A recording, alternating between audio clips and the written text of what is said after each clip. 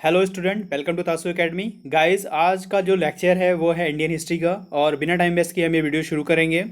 बस एक चीज़ फ्रेंड ध्यान रखें कि प्रश्न करने से पहले वीडियो को रोकें, यानी पॉज करें और उसका आंसर कमेंट बॉक्स में ज़रूर करें। इससे आपका बेस्ट रिवीजन होगा और चीज़ें बहुत साथ ज़्यादा चीज़ें क्लियर हो जाती हैं, क्योंकि ये वीडियो सारी यूपीएससी पैटर्न पे हैं। तो चलिए बिना टाइम वेस्ट किए शुरू करते हैं वीडियो।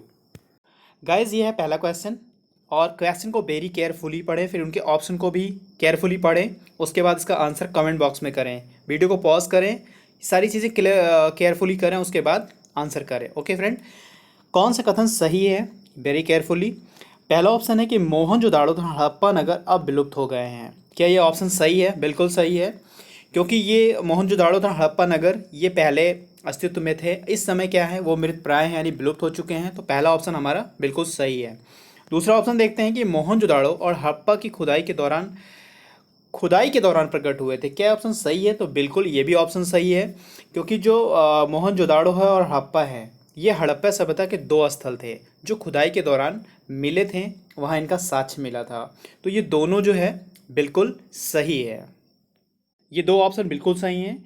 और मोहनजोदाड़ो कहाँ पे है, ये भी आपको पता होनी चाहिए, इसकी लोकेशन पता होनी चाहिए। कहाँ पे होगा गाइस? ये पाकिस्तान की जो सिंध प्रांत है, यानी आप लरकाना ज़िला कह सकते हैं, तो वहाँ पे ये प्लेस्ड है। इसका जो स्थान है वहाँ पे है, तो इसको आपको पता होना चाहिए। और ये जो सिंधु नदी है उसके दाएं तट पर है। ये भी चीज़ें आपको पता होना चाहिए, क्योंकि आप यूपीएससी का एग्ज़ाम देने जा रहे हैं। प्री पर्पज़ से तो काफ़ी इंपॉर्टेंट है। तो कहाँ पे एग्जैक्टली है, तो ये चीज़ें पता होनी चाहिए। बात करेंगे हड़प्पा की, तो हड़प्पा भी पाकिस्तान के पंजाब प्रांत में ही है, लेकिन ये रावी नदी के बाएं तट पर है। तो ये चीज़ें ध्यान रखिएगा। ये जो है सिंधु नदी के दाएं तट पे है, और ये रावी नदी के बाएं तट पे है। तो दोनों चीज़ें क्लियर हो गई। जो अब अस्तित्व में नहीं है, यानी जो मृत प्राय हो चुके हैं।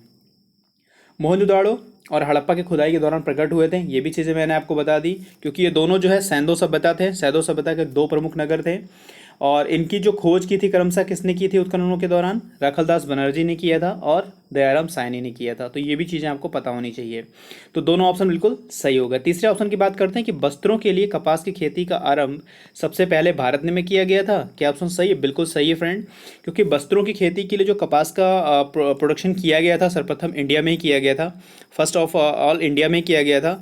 क्योंकि अगर हम देखते हैं कि 1922 में जो राखलदास बनर्जी थे, उन्होंने मोहनजोदाड़ो का उत्खनन किया था, और वहीं से हमें जो है कपास के जो सूत हैं वो प्राप्त हुआ था। उसके बाद अगर देखें तो भारत से कपास यूनान गया था, जहाँ पे यूनान के लोग उसे यूनानी हिंडन के नाम से बुलाते थे। तो ये भी चीज़ें आपको पता होनी चाहिए। और एग्जैक्टली अगर देखें तो कपास की खेती जो है लगभग 3000 ईसा पूर्व, यानी 3000 ईसा पूर्व जो है भारत में इसका जो है मिला था। साक्ष्य मिले थे, प्रमाण मिले थे कि कपास की खेती यहीं से शुरू हुई है, और उसका साक्ष्य भी यहीं मिला हुआ है। और मिस्र में देखते हैं तो 2500 ईसा पूर्व लगभग वहाँ पे शुरू हुई थी, यानी 2500 ईसा पूर्व। तो सबसे पहला जो आता है वो इंडिया का आता है। तो ये भी ऑप्शन फ्रेंड सही है, यानी एक दो तीनों ऑप्शन सही है। चौथे ऑप्शन की बात करते हैं गाइस।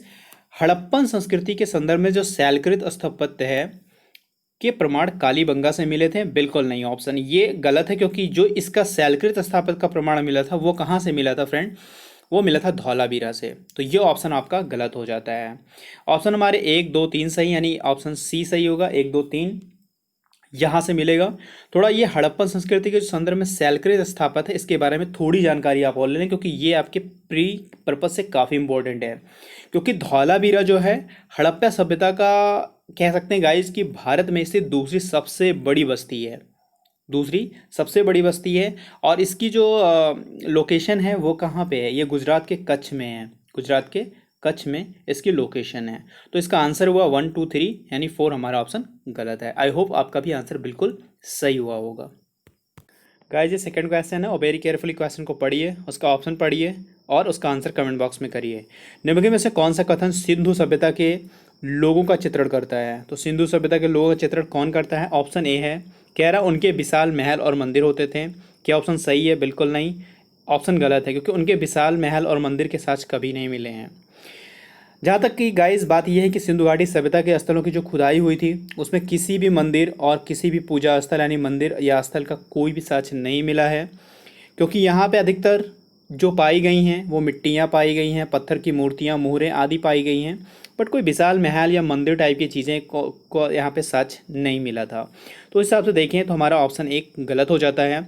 ऑप्शन दो क्या कह रहा है कि वह देवियों और देवताओं दोनों की पूजा करते थे, ये ऑप्शन बिल्कुल सही है, क्योंकि यहाँ पे क्या था, वो मात्र देवी थी और पशुपति जो शिव थे उनके लिंग की पूजा होती थी। यहाँ तक कि गाइस यहाँ पीपल, नीम जो पेड़ थे वहाँ पे, ठीक है, उनकी उपासना प्रचलित थी।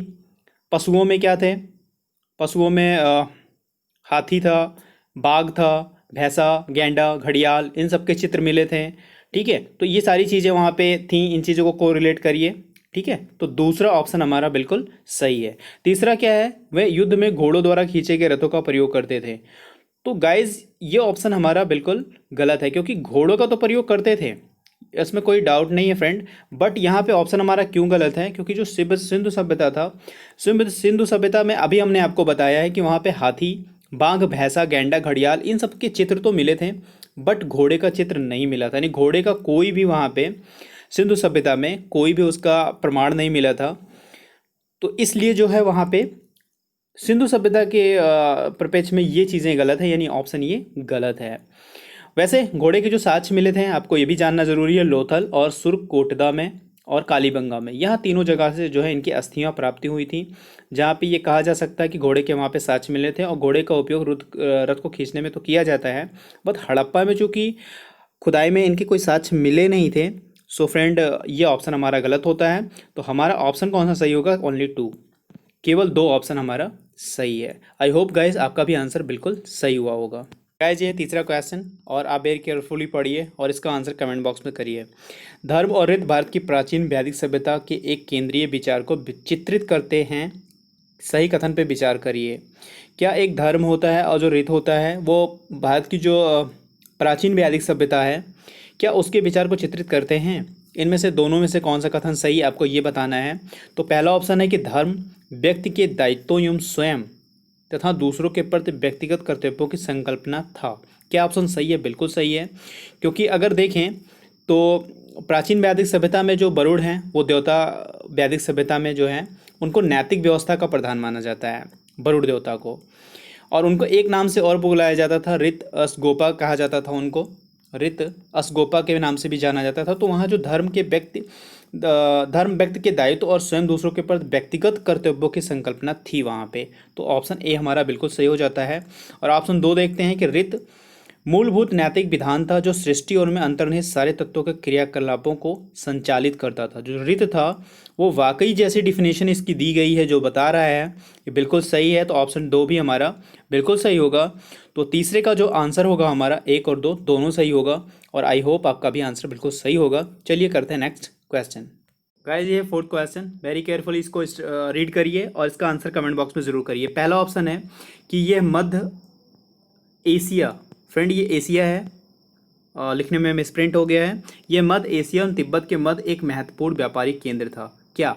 बोगस कोई क्यों महत्वपूर्ण है ये पूछा गया है, और काफ़ी बार यूपीएससी में क्वेश्चन भी पूछा गया, यूपीपीएससी में पूछा गया है। तो ये जानना आपके लिए काफ़ी इंपॉर्टेंट है। तो बोगस कोई क्यों इंपॉर्टेंट है ये भी जानना जरूरी, क्योंकि ये मध्य एशिया और तिब्बत के मध्य एक महत्वपूर्ण व्यापारिक केंद्र था। नहीं, बिल्कुल नहीं, ऐसा कुछ नहीं था, ये ऑप्शन गलत है। ऑप्शन दो देखते हैं, यहाँ से प्राप्त अभिलेखों में वैदिक देवताओं एवं देवियों का नाम उल्लेख प्राप्त होता है। तो ये बिल्कुल कह सकते हैं कि बोगस गोई जो था, देवता जो थे और देवियाँ, इन दोनों का नाम बोगस गोई में मतलब मिला है, साक्ष्य मिले हैं, प्रमाण मिले हैं। तो ये आप कह सकते हैं, इसलिए वो महत्वपूर्ण माना गया है। तीसरा ऑप्शन देखते हैं कि वेद के मूल ग्रंथों की रचना हुई है यहाँ से, नहीं, ये भी ऑप्शन गलत है। तो हमारा ऑप्शन जो होगा ऑप्शन दो केवल सही है। बस आप बोगस गोई के बारे में थोड़ा सा आप जानकारी ये रखें यूपीएससी प्री के पर्पज़ से और यूपीपीएससी प्री के पर्पज़ से, क्योंकि यहाँ से क्वेश्चन बनता ही बनता है। चूँकि ये अगर हम एशिया माइनर देखते हैं तो वहाँ पे 14वीं शताब्दी में जो गाइज इनका उल्लेख मिला है, इनका अभिलेख जो मिला है बोगस गोई का, इसमें क्या था कि कुछ ऐसे राजा थे जिनका नामों का उल्लेख है, जिनका बताया जाता है कि उनका नाम जो है बिल्कुल आर्यों के हूबहू बिल्कुल उन्हीं के जैसे मिलते थे। और एक चीज़ इसमें भी ये भी थी कि जो संधियों के साक्षी तथा रक्षा के लिए थे, जैसे इंद्र, मित्र, वरुण और नासत्य देवता का आह्वान करते थे। तो इस तरह के वैदिक देवी देवताओं का नाम उनका उनमें बोगस गोई में मिलता है। तो ये चीज़ें जान लें, काफ़ी इंपॉर्टेंट हैं। आई होप आपका भी आंसर बिल्कुल। वीडियो को पॉज करिएगा और क्वेश्चन को वेरी केयरफुली पढ़ के इसका आंसर कमेंट बॉक्स में ज़रूर करिएगा। 5वां क्वेश्चन है और लास्ट क्वेश्चन है कि वैदिक युगीन सभा के बारे में क्या सही है। काफ़ी क्वेश्चन यहाँ से बनते हैं फ्रेंड यूपीएससी में। और आप देखें पहला ऑप्शन है कि गांव के व्यावसायिक लोगों की संस्था थी। क्या वैदिक युगीन सभा जो थी गांव के व्यावसायिक लोगों की सभा थी? नो गाइस, बिल्कुल नहीं। तो ये ऑप्शन हमारा गलत है। दूसरा ऑप्शन कह रहा है कि क्या वैदिक युगीन सभा जो थी राज दरबार होता था उसमें? बिल्कुल नहीं, ये भी गाइस गलत है। और तीसरी क्या थी कि मंत्रिपरिषद होती थी। ये बिल्कुल ऑप्शन सही कि वैदिक युगीन सभा जो थी एक मंत्रिपरिषद टाइप की होती थी, तो ये बिल्कुल सही है। और चौथा ऑप्शन है कि राज्य के समस्त लोगों की एक राष्ट्रीय सभा थी। ये भी ऑप्शन गलत है। तो हमारा आंसर जो होगा वो केवल होगा ओनली 3। ये ऑप्शन हमारा सही होगा और आई होप आपका भी आंसर सही होगा। वैदिक युगीन सभा के बारे में थोड़ी सी जानकारी ये रखें कि वैदिक काल में जो युगीन सभा थी वहाँ पे एक सभा थी, एक समिति थी। ये 2 संस्थाएं थी जो राजा की निरंकुशता पर नियंत्रण रखती थी। संभवतः कह सकते हैं कि यहाँ पे क्या था, ये एक उच्च कुल में उत्पन्न व्यक्ति ही इसमें भाग ले सकता था, जो भी यहाँ पे चीज़ें रखी जाती थी। इसके विपरीत जो थी समिति सब धारण की समिति होती थी। सभा जो थी वो उच्च लोगों के लिए होती थी और जो समिति होती थी वो सब धारण की सभा होती थी, जिनमें जनों के सभी व्यक्ति तथा परिवारों के प्रमुख भाग ले सकते थे। तो सभा एक अलग कैटेगरी थी और समिति एक अलग कैटेगरी थी। तो सभा जो थी एक मंत्रिपरिषद की तरह काम करती थी, जिसमें उच्च वर्ग के लोग ही इसमें भाग ले सकते थे। लेकिन समिति जो थी उसमें सभी परिवार और सभी लोग शामिल हो सकते थे। तो ये चीज़ें यहाँ पे डिफरेंस हैं। आई होप इसको कोरिलेट कर पा रहे होंगे आप और आप समझ भी पा रहे होंगे। तो चलिए मिलता है नेक्स्ट वीडियो में। God bless you to all. Thank you for watching. Friend channel को सब्सक्राइब ज़रूर करिएगा, बेल आइकन दबाना ना भूलिएगा, जिससे लेटेस्ट वीडियो का नोटिफिकेशन आप तक ज़रूर पहुँचे।